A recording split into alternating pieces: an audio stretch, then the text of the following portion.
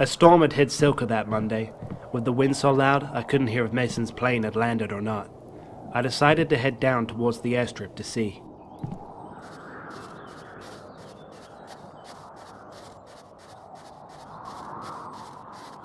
Huh? That was that mystery man again. Mason's plane was indeed at the airstrip, but I saw that man again. When he heard me coming down the path, he ran away from the plane like a deer running from a predator. Mason? Mason! Oh my... Did that man do this? Was that Shane? Was there a murderer in our community? Oh, Mason. I must warn the others.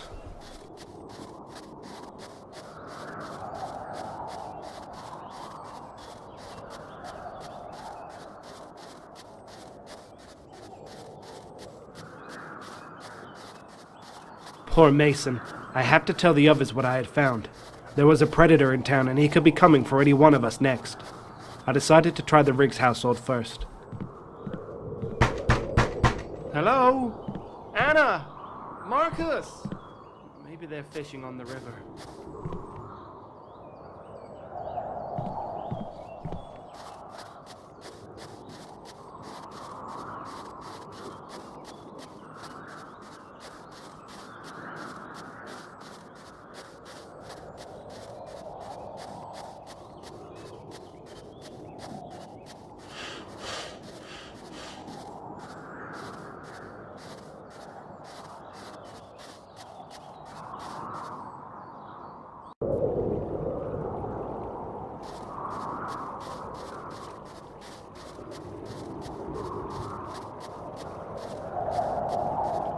Where could they be? Maybe they're on the other side of town. I'll go back and grab my rifle first and then head that way. The McWilliams have a phone. We can call the police from there.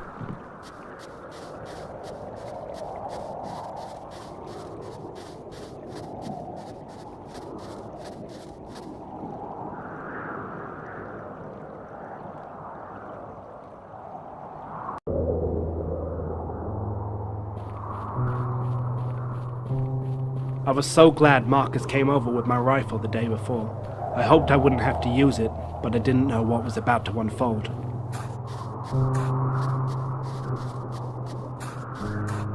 As I went past the Riggs household again, towards my house, I remember looking at the house as I went past.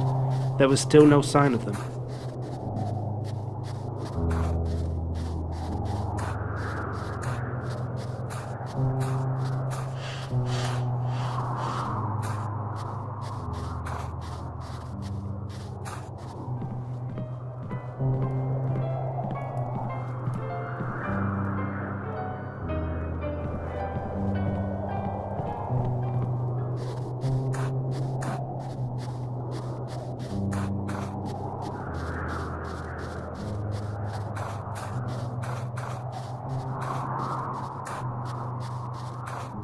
Now I had my rifle and was going back past the Riggs house again. This time the door was open. They must be back, I thought. But as I went in, there was only one person who was back. Huh? Jada, are you okay? Go away, get away from me. Jada, where's Mommy and Daddy? Go away, I tell you. Jada, let's go find them, Jada. Leave me alone.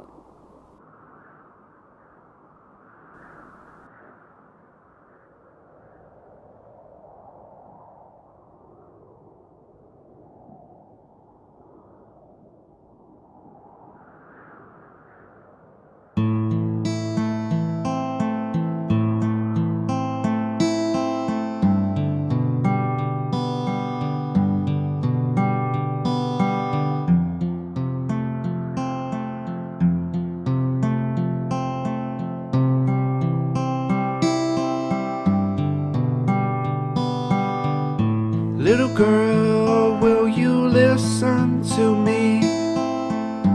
We've been nestled here since 1973, and we're not planning on going away.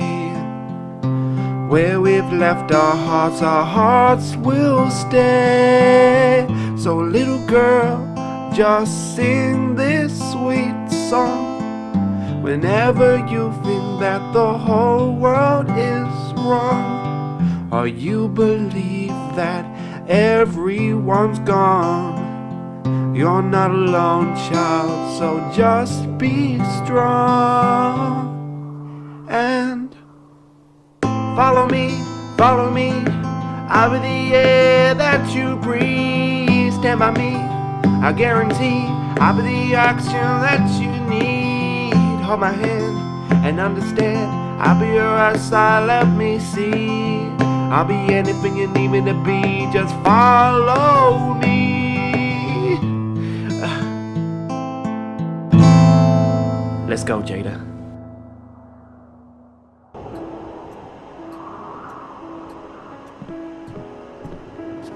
We found blood outside Jada's house going towards the river. I didn't say out loud what it was, but I knew.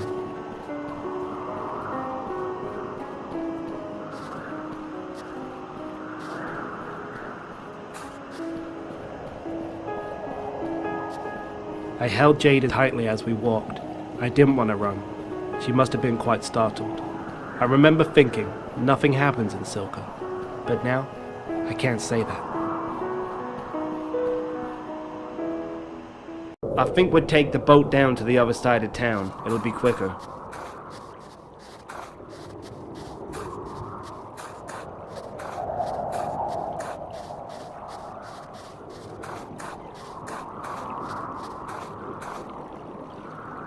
Everything's going to be okay, Jada. We'll find them. Everyone will be okay.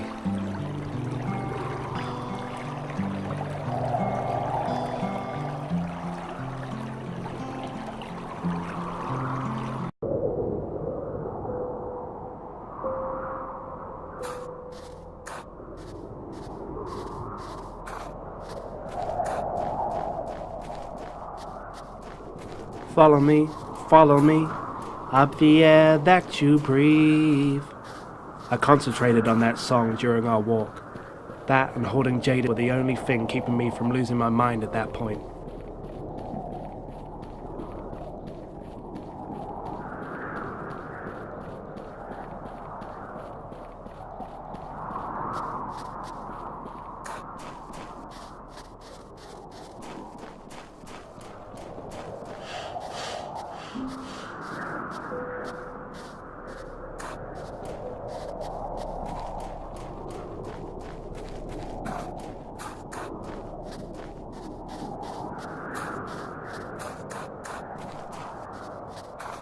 The McWilliams house looked so inviting in the distance. I noticed the blood trailed off towards the Andrews house, but I decided to carry on taking Jada to the McWilliams anyway. There, Kent could call the police, Ellie could look after Jada, while I investigate the blood.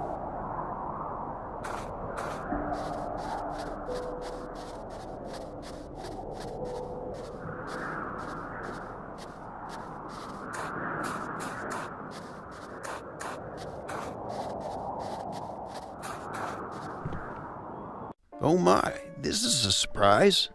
What are you two doing here? Have you seen Anna and Marcus? No, they haven't come by since last week.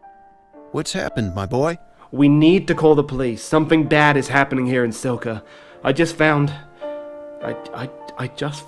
Mason dead on the airstrip. Oh my. I'll get on to the police right away, but they'll take a while to get here. I know. That's why I'm gonna have a look around. We need to make sure Marcus and Anna are okay. Can Jada stay with you while I look? Of course. We'll take care of her while you have a look, but be careful, my boy. We don't know who's out there.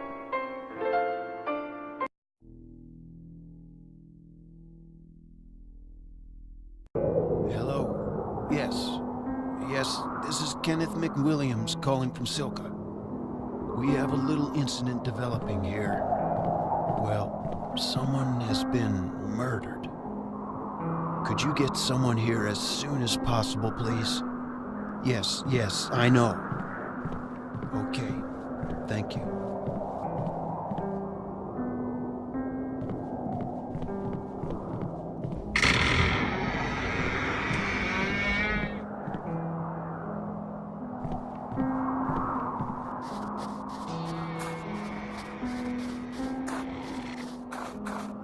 As I followed the blood trail, I felt a feeling of dread.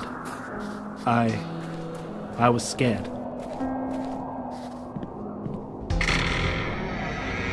The blood led straight into the Andrews household, then into the back room, where I found...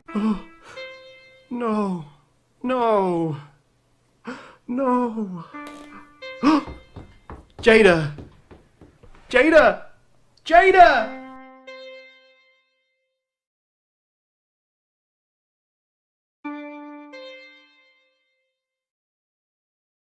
Oh, I wonder if he went to the Clarks. Oh no, Shane!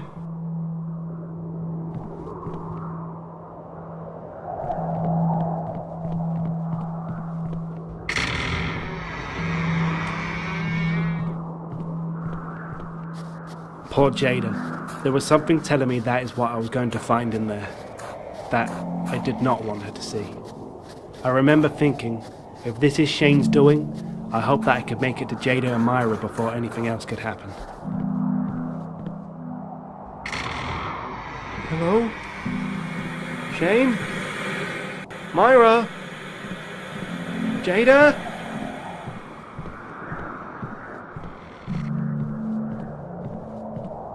I made my way upstairs. No one was in there, so I decided to go out on the balcony, hoping that would act as a vantage point for me.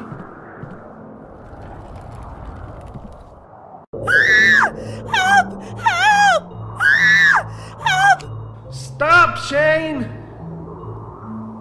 Let Myra go. We can talk through this. If you don't let her go, Shane, I'm going to have no other choice.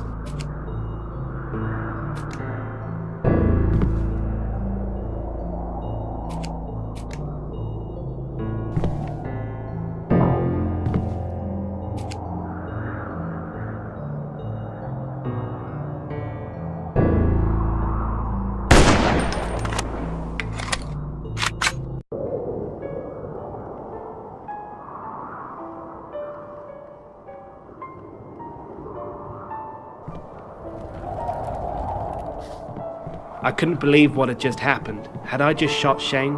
I had to. I hoped Myra was okay as I made my way out of the house. No, Myra. Myra, I shot him. I know I shot him. Where are you? Shane, what have you done?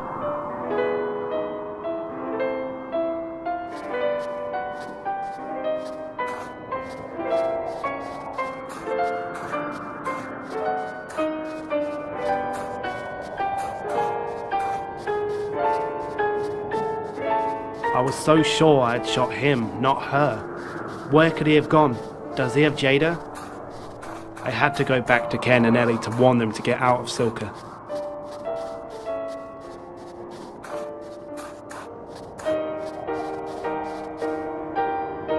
Have you got Jada? No, she ran off. Oh dear. Sorry, Blake. She just shot out of the house and ran after you. You say she ran off? Did she find you then? She did, but I had unfortunately found her parents as she walked in. They were dead, Ken. Oh no. The police are on their way. But what are we going to do until they get here, old boy?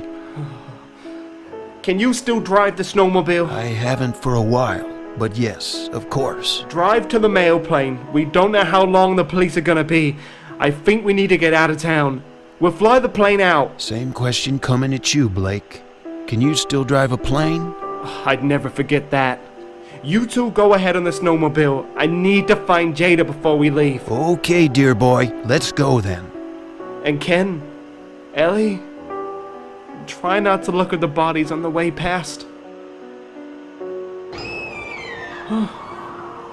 That scream came from the frozen lake. Jada.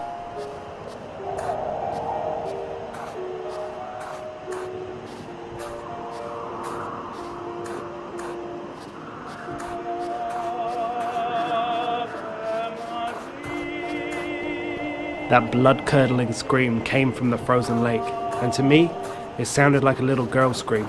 I ran so fast in that direction, I hoped I wasn't too late. Jada!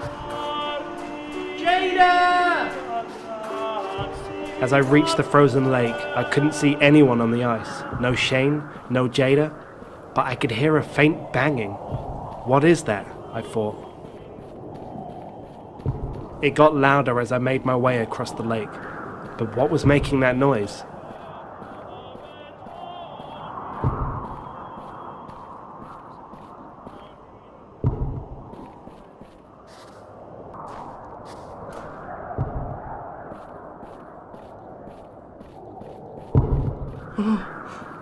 No. That moment was the worst moment of my life. More severe than my wife leaving me. My little Jada, her lifeless body under the ice. The only other feeling more apparent in that moment was the feeling that I was going to find Shane and I was going to murder him myself. He had to be stopped. There was going to be no one left here. I went through the trees towards the river.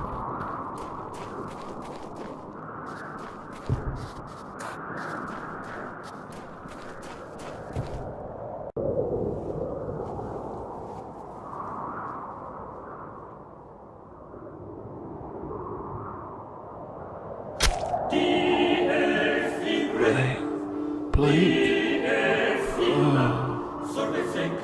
Oh. What?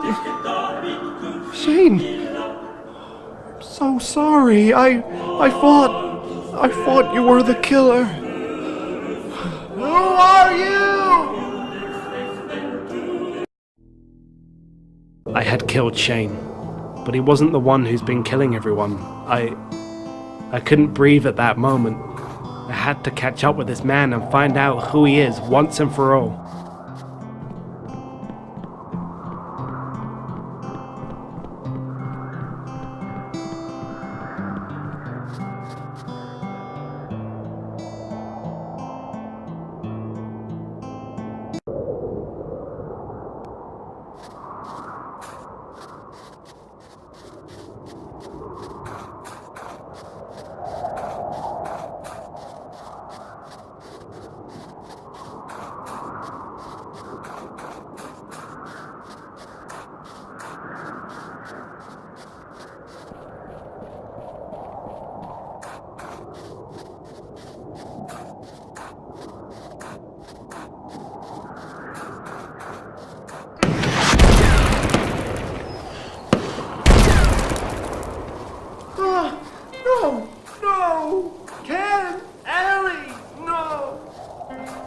Gotta get back to the house and wait for the police.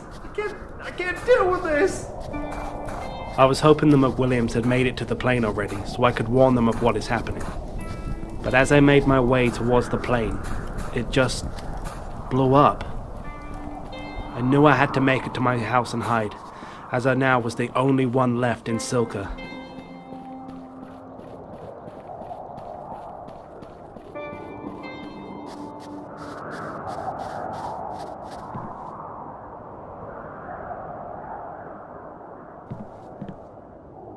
And then I made it home, and here I am, telling you the story. Blake, that is what your mind has made you see. You know this is just a story your imagination has made up to protect you from the truth. What really happened that day? Blake, we can't help you if you don't tell us the truth. I killed them all. I remember.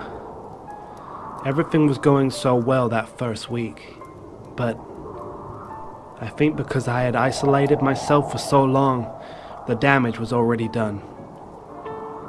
The axe I found at the water tower, I still had it. I remember picking it up that morning and just wanted to use it, but not on wood, on bone.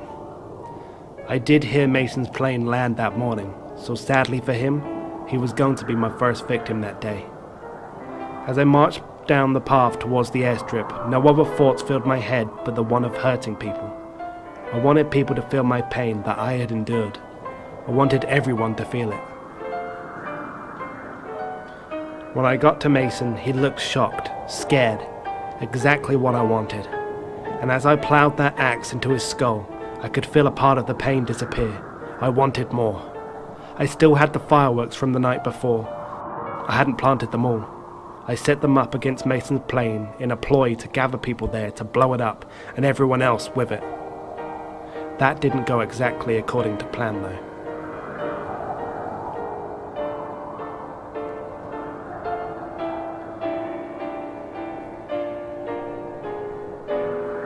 When I got to Marcus's house, I tried to convince him and Anna to come with me to the plane, but they wouldn't. I got angry and grabbed the closest thing I could hurt them with, the guitar. I was going to make them follow me. I smashed it against Marcus's bald head and then took one of the guitar strings and strangled Anna with it. With every death, I was feeling so much better, but I still wasn't satisfied. Once the light had left their eyes, I decided against taking them to the plane. I thought the explosion might be heard from the other side of town. I didn't want to warn anybody that a storm was coming their way.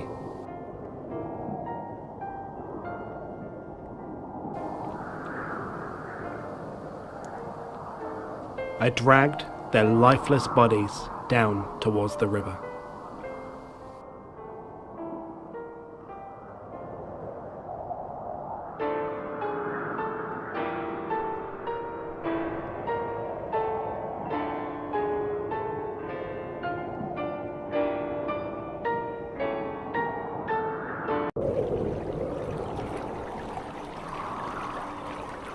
After witnessing such an horrific scene, I couldn't convince Jada to come with me, so I picked her up and forced her to follow.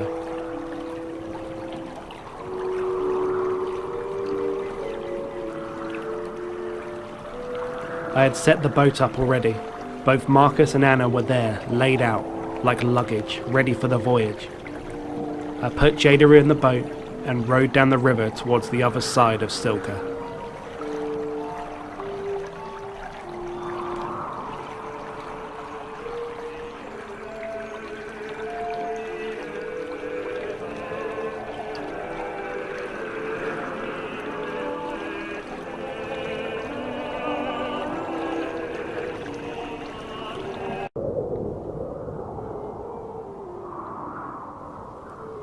I left Jada with the McWilliams just like I told you.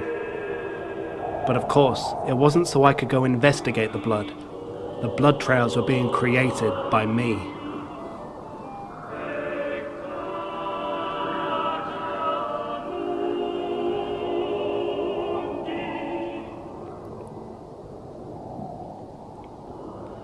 I wanted to take Marcus and Anna's body to the Andrews property. I knew the Andrews would be back in a few weeks, and I wanted to leave them a little surprise, as the plan was for me to be far away from Silka by then.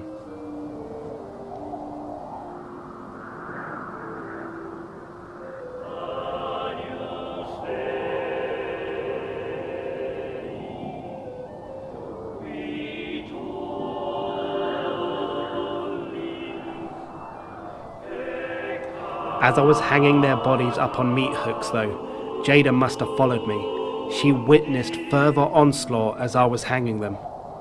I turned around and tried to chase her, but she was gone by the time I was out the house. I knew which direction she would be going in though, back towards the boat.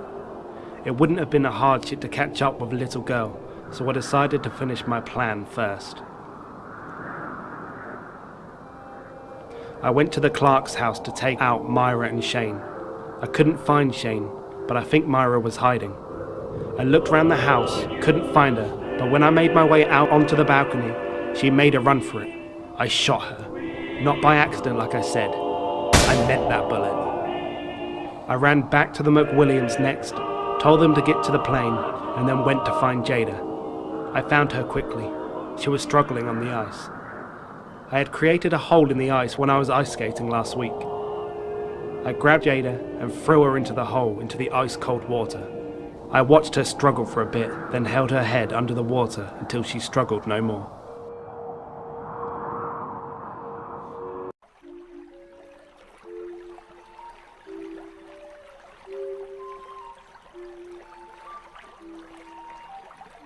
I was lucky with Shane. I found him by the river as I was making my way back towards the plane. I stabbed him and moved on.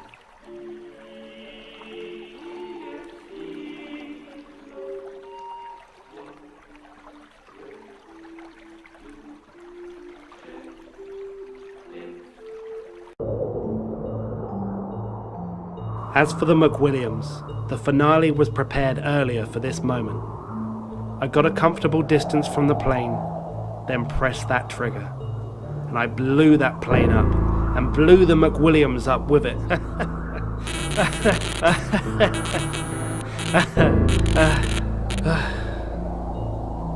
And I then made my way back home and... This isn't real, is it? The police aren't even here yet. Oh, what have I done? What have I done? Oh, I killed them all. Why?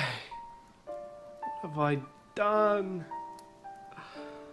Oh, darling. Did this all start when you left me?